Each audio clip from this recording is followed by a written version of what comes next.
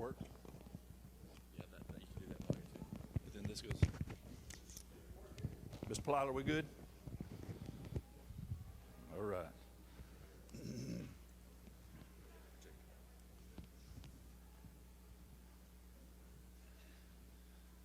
I will not take any questions after this. Jerry Clower tells the story about a chauffeur taking a professional speaker around, and after about 6 months of driving him around, the chauffeur says, "I can do that speech better than you." He says, "I tell you what, next place we get to, we're changing clothes. You do the speech, I'll drive." All right, so he does. The chauffeur shucks the corn on the speech. Standing ovation, people hooping and hollering. After he's finished, the guy comes up, "I want to thank you for being here." Before he leaves, any questions for him? Fellow on the front row stands up with books under each arm and glasses about that thick. "Yes, sir, I have a question. If the rotten carcass of a dinosaur is found 1,000,000 years after the fact and they dig down and find it, what is the pH of that carcass?" The guy looks at him and says, "Buddy, I'm going to tell you, I don't know how they even let you in here. That has got to be the dumbest question I've ever been asked. Just to show you how dumb it is, my chauffeur's on the back row. I'm going to ask him to answer it for us." So I won't take any questions. No, any comments, I'm more than willing to take any comments and any questions. And if I know the answer, and I'm going to try to get where I can get out of the way. Joey, am I good here? Am I head out of your way? I'm turning this way so I can see the picture with you, because if I go that way, my left and right's not left and right with y'all. A lot of us here in this auditorium will never get the chance to see a lot of the sights that we're going to be seeing tonight. Some of the sights were from areas around the Holy Land. Most of the sights will be areas in the Holy Land. It takes, what I understand, careful planning in order to set that trip up. And then it takes a lot of luck to go through with that trip. And then while you're there, it takes a lot of luck and prayer to keep your trip from being cut short by violence. I can't imagine somebody being over there, a month ago, maybe 2 months ago, and I understand Hamas launched thousands of bombs over into Israel. Can you imagine your trip that you planned for years being cut short by that? It's a trip that I would love to take. There would be something special about walking in the footsteps of our Savior and the great men and women that came before him and the great men and women that came after them. But right now, all I can do is look at these pictures and watch the videos from the comfort of my own home, in my recliner, hoping that a Hamas bomb does not land next to me. But we need to enjoy these stories and know that there are facts that prove that the Bible that we read today is real. The images we'll see tonight will be mountains, ancient towns, seas, valleys, waterways that will help geographically prove that the stories in the Bible are true. The Bible frequently mentions geography. So let's make sure that when we read through that, we don't read through it really quick. We actually try to place that in our minds. Take a time to get a map out and see where this is taking place. Try to make a mental map of these places, because I've heard places can carry meaning and feeling. Our first image, which is on the screen right now, not from the Holy Land, but from modern day Turkey. This is what kind of got me started on familiar places. As I was watching a movie and this came up, and in the movie they talked about what this mountain was. It is considered a dormant volcano. Its height is 16,854 feet. Many explorers have combed its face for signs of, anybody want to guess? Noah's Ark. That is Mount Ararat. If I am an explorer, I might want to read the Bible a little carefully and see that Genesis 8:3 and verse 4 says, and the waters receded from the earth continually. And in verse 4 it says, and the ark came to rest on the mountains of Ararat.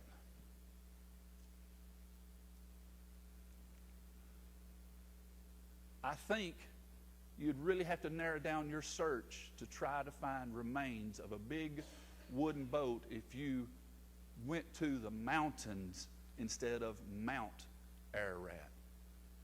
It could be anywhere there. So there again, careful reading might save somebody some time. The next image takes us down to the Holy Lands. The green line there is showing the Philistine army's travels over to Saul's capital city. As I understand it, Saul was asleep at the wheel while the Philistine army made its way toward the capital. Judging by the green line there, they got all the way to here. Luckily, Saul's son Jonathan took an Israelite army and headed them off at the pass. So the Philistines tried another route, this time leaving from here, going through to here. If you can see that, that says Azekah and Soko. That's biblical, y'all. That's biblical geography. The geography description in the Bible puts them at this place here called the Ila Valley.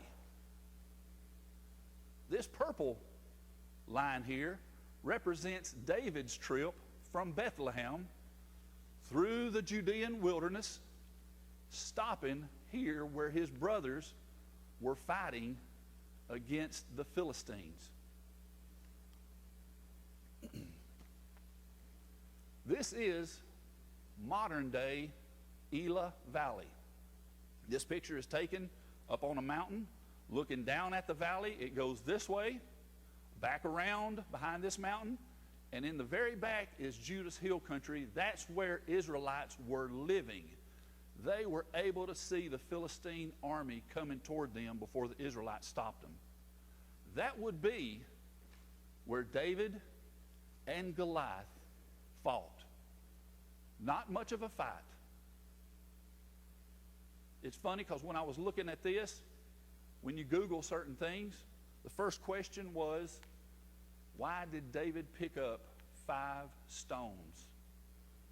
I wanted to answer that question for him. And I would give him 2 answers.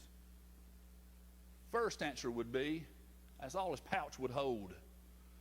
He would have gotten more if he could. The second answer would be, did you see the guy? He's huge. I pictured David going up to the brook, reaching down and picking up a stone and putting it in his pouch and getting 4 more. I might need more. He was going to be well prepared. Now keep in mind, David's faith is what got him in front of the Philistine, but David's ability took him down. David was good with a slingshot. Another thing I never thought about, when I always thought about a slingshot, I thought about a gravel or a rock about that big. No. When you put a rock in a slingshot, it was usually about that big. If he could get that thing up to 60, 70, maybe 80 miles per hour, that would bring down any man, no matter what size. But the geography is real here. The facts are real. I mentioned David walked from Bethlehem to bring supplies to his brothers fighting. This is Bethlehem, and I'm sorry, I tried to find some pictures of ruins, ancient ruins, difficult to find, but this is modern day Bethlehem. When I think about Bethlehem, like most of us here, the very first thing comes in our mind, birthplace of Jesus, right? But we forget that David was from here. We forget a lot of stories in the Old Testament about Bethlehem. Bethlehem means house of bread. Out of all the Judean hill country, they say Bethlehem is one of the most fertile, so they're able to grow a lot of things. Going back to the Old Testament, you think about Ruth and Naomi, a family in crisis. They came to Bethlehem and found the solution in Boaz. You think about a nation of Israel in crisis.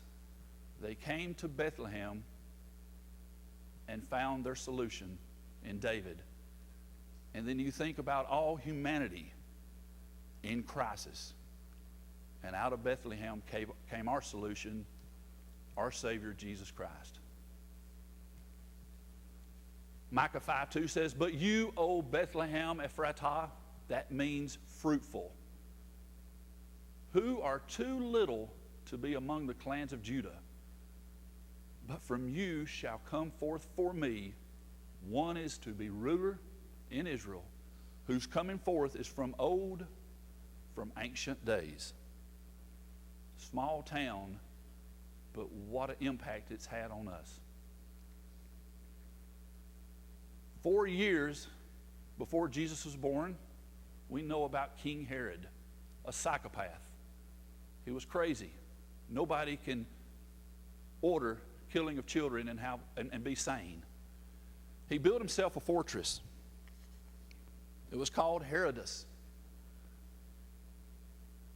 If you're going to hide and get someone else to do your dirty work, you need a place to hide, and this was it for him. Its ruins are still standing today. We need to see this so we will know.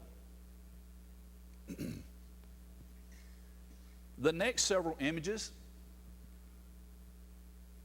will start off in Egypt, which is up here, and end in Saudi Arabia, which is here. The Suez Canal runs right down through here. It was shallow waters, actually more of a marsh. So they were able to dig and make the Suez Canal there. That was the original crossing point believed for the Israelites when Moses took them out of Egypt. But careful reading will tell you that the water's not deep enough there. And it says God led them out of Egypt. There's Egypt's border. God gets them out of Egypt, and then God goes in front of them as a pillar of fire by night, leading the way, and they walked day and night. So if you leave out of Egypt here and you walk day and night, you shouldn't be here. You should be way over here. Now keep in mind, we are talking about 2 to 3 million people. But it is doable. They said by walking day and night, probably a couple of days trip, they would be able to go through here, through the wilderness. They say wilderness. I think of wilderness being trees. It's actually mountains. It describes that the mountains tower up on both sides and it narrows down. They have found that that's exactly what happens here. And then they would reach that finger of the Red Sea. You can see it going up the other way too. But they truly, truly believe, and evidence will show, that that's where the Israelites would have been. They would have ended up here at Nuweiba Beach. That beach right there is large enough for 2 to 3 million people. This is the GPS picture of the Red Sea, the beach, and across Saudi Arabian side. The water is very deep here. The water is very deep here. When I say very deep, I'm saying a mile or more. But from this point to this point, it's half a mile deep. The grade or slope is 5% here, 5% here, And it's 10 miles, a little over 10 miles across from here to here.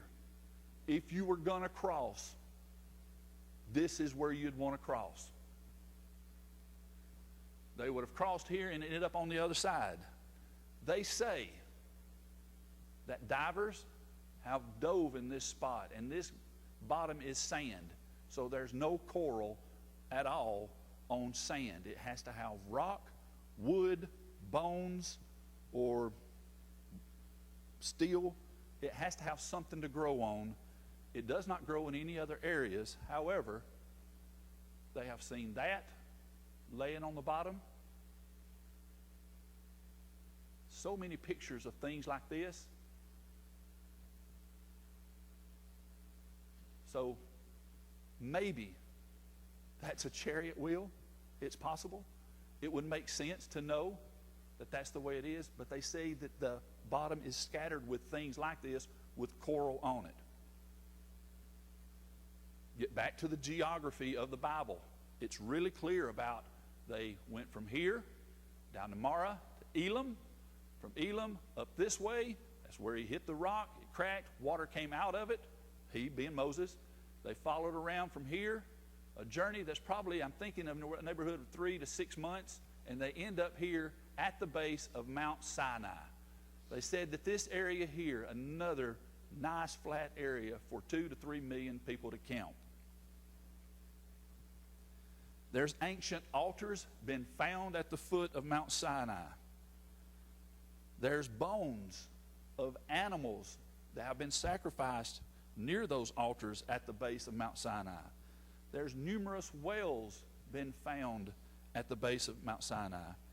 Plenty of room, of course, for 2 to 3 million people to camp. The thing that gets me more than anything is the color of the top of the mountain. I noticed it the first time I looked at it, I was thinking of shadow, cloud maybe. And it may not be anything other than it's just the color of the top of that mountain. But as Exodus 19:18 says, now Mount Sinai was wrapped in smoke because the Lord had descended on it in fire. Not like fire, in fire. I just thought that was really interesting. One of the oldest cities on this earth, they say, is this one. Not much of a city anymore, just a pile of stuff. That's Jericho. It's 8 miles north of the Dead Sea. It's 15 miles east of Jerusalem. It's 900 feet below sea level. It's also called the City of Palms. That's modern-day Jericho around it. It was a well-fortified Canaanite city. Archaeologists have dug there for years. They have found 23 layers of civilization, which means as they dig down, they continue to find another group of people lived here, another group up to 23. Most archaeologists agreed that the city was destroyed around 1400 BC, which agrees with the biblical story of Joshua. Except one archaeologist. And she said that she had the pottery about 1500 BC instead of 1400 BC. But she agreed with all the other ones that this was Jericho, that the upper brick walls fell out. There was a burnt layer, which means that that city was burnt at one time. In some of the places that were burnt, they found jars of barley, full jars of barley, which agrees with the time of Joshua's conquering. And then abandonment layer, which means that after it was burnt, there was years of buildup. Land will replenish itself. Buildup where nobody lived there for hundreds of years. And then an Israeli occupation, which agrees with the biblical stories. Other Jericho notes, Elisha and Elijah frequented Jericho a lot. Elisha healed the water there. They were having premature deaths and miscarriages, and Elisha healed the water. Elijah was taken up to heaven from Jericho. Jesus healed a blind man on the way into Jericho, and Zacchaeus was from Jericho. When the walls fell down, with an exception of one little section, all the walls fell down. In 1900s, they found that there was a section of walls that didn't look like it had fallen down. And a lot of them believe, there again, it's not been proven, but believe that because Rahab lived in between those walls and was promised that nothing would happen to her family, could that be the area that she lived and was not harmed? Because it says in Joshua 6:17, only Rahab and her family shall live, because she hid the messengers whom we sent. This place is so rich in history, the Sea of Galilee. All the towns around it, those probably ring a bell when you're reading the Bible and you hear about the towns around the Sea of Galilee. It goes by several different names: Gennesaret, Gennesaret, Tiberias, Gennesor. It is fresh water because it is fed by the Jordan River here. And of course, I'll explain a little bit more into that. In the deepest part, it's 150 feet deep. It's 12 miles this way, 8 miles this way. It is bowl-shaped around its shores. So when it rains, if it rains close, the water will make it into the Sea of Galilee. Because of its shape, storms happen fast. I'm sure that most of us have been on the river and been on the lake. Storms happen fast over a lake too, but we have motors on our boat now. Imagine being out in the middle of that one and all you have is a paddle or a sail, and a storm comes over that mountain. It was a main thoroughfare for travelers. There was a road that came from Asia, from Europe, and from Africa that all coincided right here on the northern shore of the Sea of Galilee, which is probably why Jesus spent over half of his time in his ministry there. It just makes sense. You want to open up a gas station?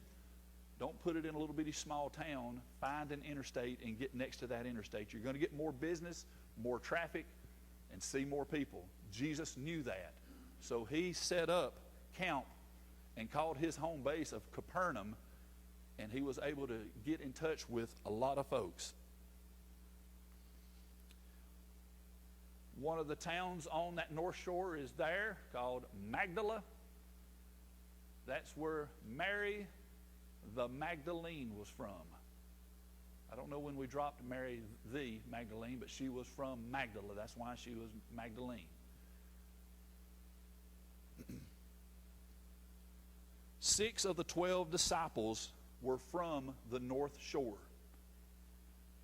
Probably all the disciples were from areas around the Sea of Galilee. Jesus performed many miracles here. He calmed that sea. He fed thousands on its shores. He walked on that water. He had the sermon on the mount overlooking that sea.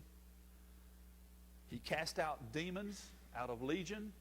They ran down a cliff, went into pigs, and the pigs ran down into the cliff, into that sea. And of course, the miracle of catching fish was on that sea. Jesus knew the importance of being next to the Sea of Galilee. Also, he knew that sound traveled on water. A lot of sermons around the Sea of Galilee. I don't know if y'all have ever been on the lake or on a river. Be very careful about what you say about the person across the lake. They can hear you. It travels, your voice travels, especially my voice travels on water. Jesus knew that. Jerusalem.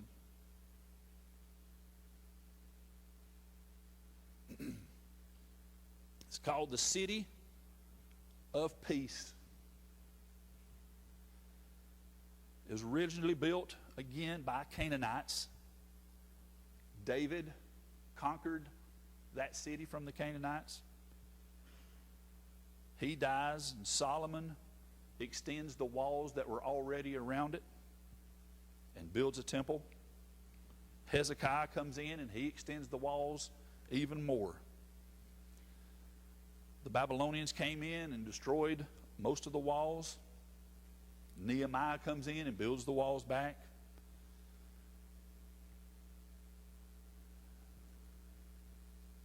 We've all heard these names: Mount Zion, dwelling place of God; Temple Mount, Mount Moriah.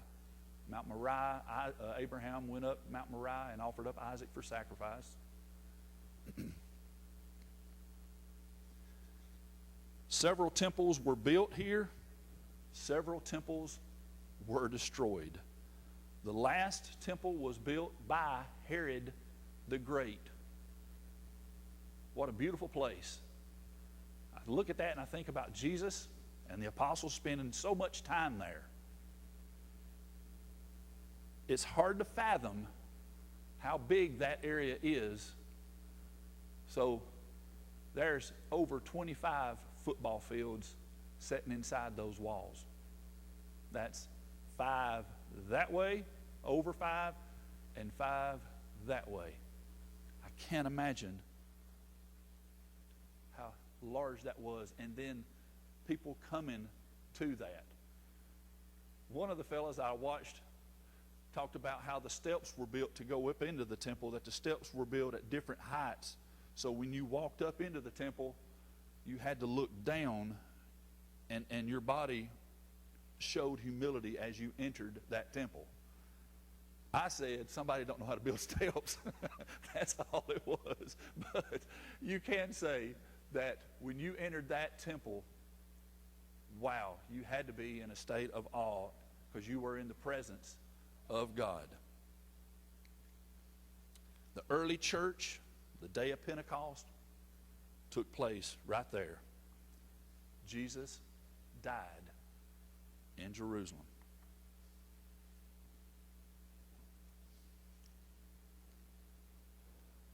Just lately, they have started finding more and more of these around the temple. And they're calling them baptism pools, immersion pools. They would request that people would wash themselves, immerse themselves before they entered into that temple. Outside those walls, and by the way, the walls at one time, I think I'm remembering this, took up 480 square miles of space. If you divided Walker County maybe straight across the middle, just between Parrish and Jasper, straight across the northern part of that, that would probably be somewhere around 480 to 500 square miles. So that would be the area that would have at one time been walled in Jerusalem. Inside those walls now, modern day, it's broke down in 4 quarters: Jewish quarters, Muslim quarters, Christian quarters, and Armenian quarters. And they live in peace there. Outside the walls of Jerusalem, through the valley and up on top of that mountain, is the Mount of Olives. It is the place of Christ's ascension. One of Jesus' favorite places to go, to stay, was the Mount of Olives. I'll talk about it a little bit more in the invitation, but he left from that Mount of Olives on his triumphal entry coming back into Jerusalem. There's another picture of the Mount of Olives. At the base of the Mount of Olives is the Garden of Gethsemane.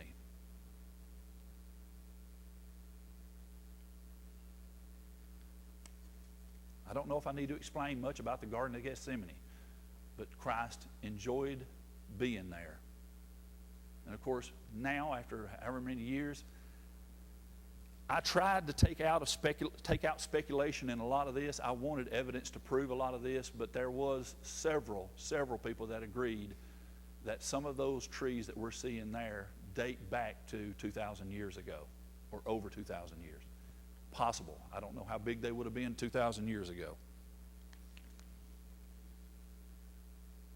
Another place that's just rich in biblical history is the Jordan River. It actually starts up here, comes into the Sea of Galilee, comes out, and goes into the Dead Sea.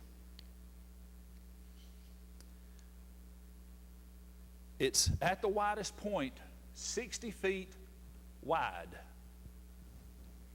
From Tyler to Ryan is 60 feet. I stepped it off myself before everybody got here. That's not very big, is it? We would call that Lost Creek, I think. But that's the widest point. It narrows down quite a bit when you see some of these pictures. Lot chose to dwell here. Can you understand why? I mean, how beautiful that area is. I think I would have told my uncle, let's split this down the middle and we divide this. He had a different way of thinking, though. But how pretty it is. The Israelites crossed this river before they took over Jericho. Naaman was healed in that water by instruction of Elisha. John the Baptist baptized in the Jordan River, and Jesus was baptized there. This will be our last two pictures here. I tried to cover a lot in 30 minutes, but y'all, I'm sorry. There's so much more out there that I didn't even touch. And there's a lot of folks some folks in this congregation that's been there and can tell you so much more about what I've left out. This is the ruins of a town called Caesarea Philippi. There's a big cave there, a cave there. In Jesus' times, it would have looked like this.